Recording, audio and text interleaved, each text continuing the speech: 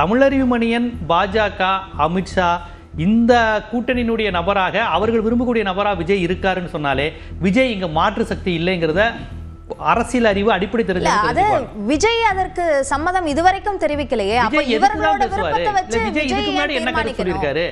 அவரு தன்னுடைய அரசியல் என்னன்னு தெளிவா பேசியிருக்காரா? தன்னுடைய தலைவர்கள் யாருன்னு தெளிவா பேசியிருக்காரா?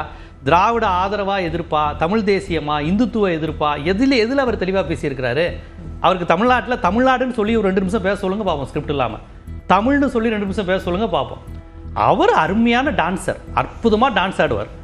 அந்த விதத்துல அவர் வந்துட்டார்.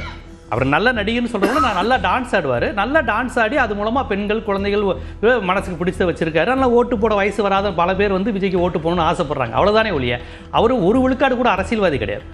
ஏன்னா கரூரில் 36 பேர் உங்கள் மீட்டிங்கில் செத்து போட்டாங்கன்னு ஒரு ரிப்போர்ட்டர் கேட்கும் போது ஓடினார் பாருங்க ஒரு ஓட்டம்.